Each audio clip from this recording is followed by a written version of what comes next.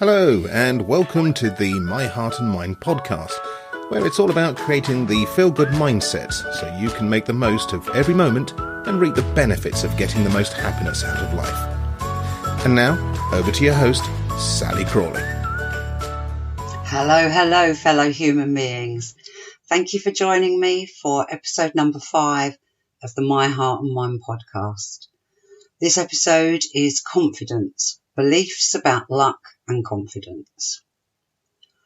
Today, I want to talk about confidence and self-esteem, taking the brakes off your life, how you can get out of your own way and you can rid yourself of self-doubt, you can grow your self-belief and have the confidence to step at first and then leap right outside your comfort zone. As I struggled with my return back to everyday life, I found I had a huge loss of confidence.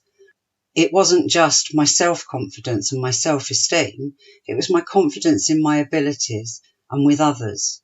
I'm not sure, really, where one starts and one stops. I think confidence in my inner and outer worlds both blend together without any borders and they're linked as one. So, are we ready to jump into today's show? Confidence and self-esteem, taking the brakes off your life. And as each week previously, I looked up confidence in the dictionary, and the 3 options that have come up as the definitions are full trust, belief in the powers and trustworthiness or reliability of a person or a thing. Belief in oneself and one's powers or abilities, self-confidence, self-reliance and assurance. And the 3rd option is certitude. As I struggled with my return back to everyday life, as I said, I lacked a lot of confidence. I found it very, very difficult to actually trust my body, to trust my thoughts, to trust just about anything, even the fact that I was actually going to recover. And it doesn't really matter what it is that alters in your life, your world or your future. It's confidence in all areas that can be knocked. And gaining confidence can make a real difference to how you can move forward. And for me, how rehabilitation helped me get past everything. I have to say that I was actually really underconfident about going to cardiac rehabilitation at the hospital. But, these things, sometimes you just have to do it. Enabling you, or me in this case, to take actions towards my dreams, my ambitions and my goals. I wanted to be fit, I wanted to be healthy, I wanted the life that I'd been living before. And confidence is really important. And the thing to remember is that building confidence is a journey, it's not a destination. You just don't feel confident. It is a moving thing. And links to recovery from a life change is really important in my world. I really do believe that confidence is a key player. And so my take on those 3 definitions of confidence are, firstly, confidence is easy. We should have full confidence in our medical practitioners. We should have the belief in the services that they offer. It can be difficult at first when we first leave hospital, but we should have faith that should we need their help, they will be there. That said, it's also very important for you to listen to your body and to feel confident that you can tell the medical teams what your body is telling you. Belief in oneself, one's body and one's powers or abilities. These can be shaken very easily, and this is where the work is. If, like me, you had a heart attack but didn't realise for a few days, it's hard to trust yourself. You may lose trust in your body as it's let you down. Along with the trauma and the shock of the event, no matter what, it can often rock our belief in our self-confidence, our self-reliance and the world around us. And confidence being part of our rehabilitation is to be certain that we are looking after ourselves, to be certain that we can live to our full potential, given that this may be limited due to our cardiac health, certain that we can feel safe, be happy and embrace the life we live. Confidence was key to me getting my life back. I was scared and I felt lost. By gaining confidence, I was able to push right outside my comfort zone and To this day, I have even walked on hot coals. That was a very life-affirming experience. As I said, it doesn't matter what it is that alters your world and your future.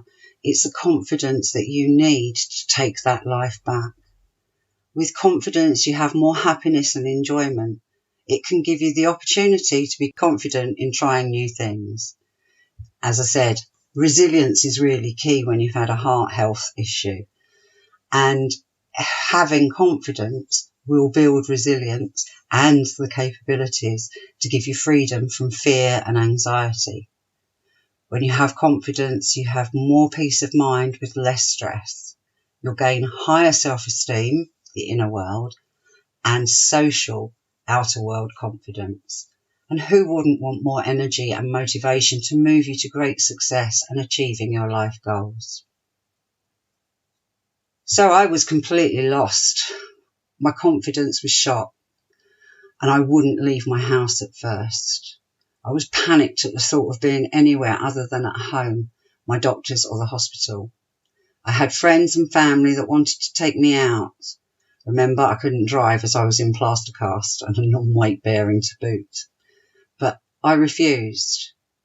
And then one day my best friend Dot, she came visiting. She'd offered to take me out to lunch so many times before, but I'd said no. I think she had had enough. So she booked us lunch at a restaurant literally a stone's throw from my GP surgery. Okay, so this was a stroke of luck, but it was the first small step towards gaining confidence. I put my big girl pants on and took a deep breath. I felt the fear and I did it anyway. Needless to say, once I was at lunch, I began to relax and I enjoyed a change of scenery and the company of my dear friend. With confidence, you have more happiness and enjoyment. It can give you the opportunity to be confident in trying new things. It improves your resilience and capabilities, giving you freedom from fear. And when you have confidence, you have more peace of mind. In future episodes, we're going to be talking about having confidence. And like in this episode, I will go through some processes and ideas and things. And I just thought I'd let you know that these are some of the things that are going to come up in future episodes. I'm going to teach you about acting as if and getting yourself a big hat. Talking about focusing on solutions and the miracle question. Self-coaching. Being your own best supporter. I'm even going to teach you the pizza walk. That can be quite funny. How to shake it out. Reframing situations and thoughts and finding the bonus in the bin or the treasure in the trash, whichever way, whichever country you're in. And we'll also talk about visualizations. And we will talk again about fear. So today's technique. I spoke about my big girl pants earlier. It was a metaphor, but in my imagination, I figuratively did it. How I handled it may not work for you, but it was about a belief that I had about a thought that I did. So today we're going to talk about embracing your superstitions, not feeling confident about something you've got to do and then go ahead and use a lucky charm. That's one of the ways that you can actually increase your confidence. Wear or carry or do stuff that makes you feel confident. It may be something that you have had with you and something really good happened. In my case, I used to have a pair of lucky knickers when I did karate competitions. I won and I happened to notice on a couple of occasions it was while I was wearing those knickers. From that point onwards, guess what knickers I wore to every single competition? It could be something that you just like, something that makes you feel good when you touch it or when you're wearing it. It might be something that has a traditional lucky charm element to it, such as dice, a 4-leaf clover, or 777. Whatever it is, if it works, use it. And there's a lot of science around that says that lucky tokens can actually lead to improved performance and boost self-confidence. And it could be wearing your lucky socks, your lucky jumper. It could be a piece of jewellery. Do you have a favourite bracelet or watch? Perfumes and aftershaves or colognes. Sometimes, depending on what it is or what I want to achieve that day, I will choose my perfume along those lines. And you've heard about wearing red. Well, definitely, if I want to feel in power, I will put on my red lippy. Gemstones and just general stones that you found on a beach or a walk is another little token of luck. Enhancing your confidence isn't just about physical objects. It could be perhaps forming a ritual, like rocking out to your favourite uplifting song before doing something. It's believed to increase confidence and decrease anxiety. And I have a song that I listen to every time before I start recording a podcast. If you don't already have something that makes you believe, makes you more confident, assured of luck or successful, then why not make something? Why not get something? We will chat about beliefs in a later episode, but for now I want you to put aside any disbelief and just give it a go. Make or find yourself an item that you can use when you just need that little edge of confidence. So to help you with this, I thought what I'd do is I'd put you together another little cheat sheet. And this cheat sheet is a list of worldwide lucky charms that I did a bit of research and gathered together.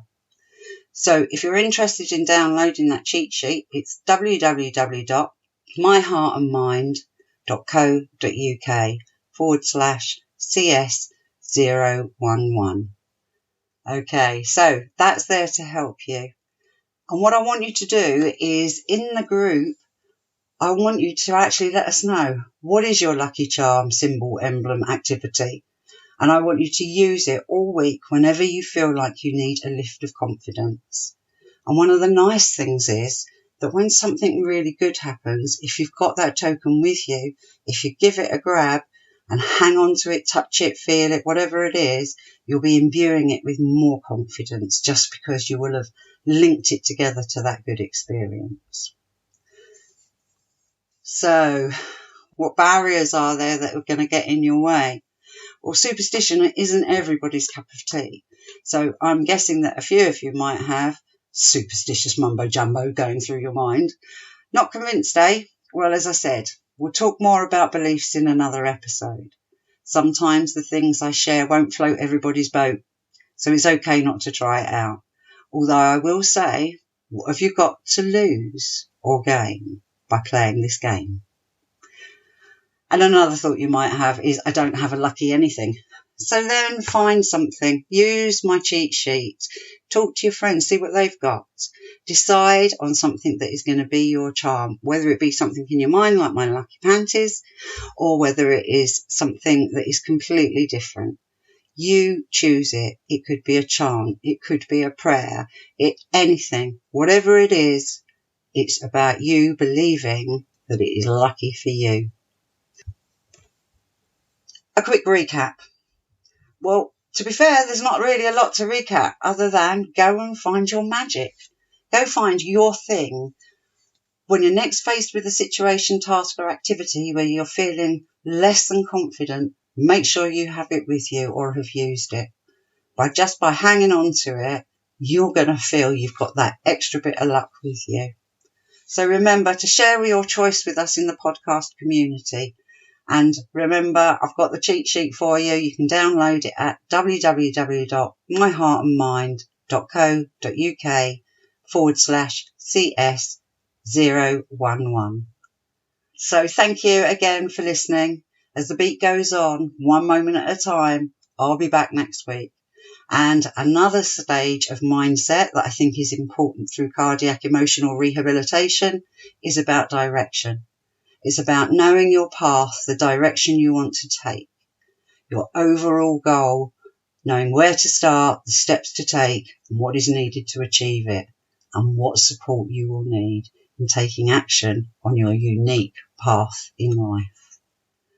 So, thank you again. Have a great week, and we'll chat again next time on the podcast. Look forward to speaking to you then. Bye-bye for now. You've been listening to Sallie Crawley and the My Heart and Mind podcast, a show for you if you've had a heart attack, cardiac event or other life-changing experience and want to feel good.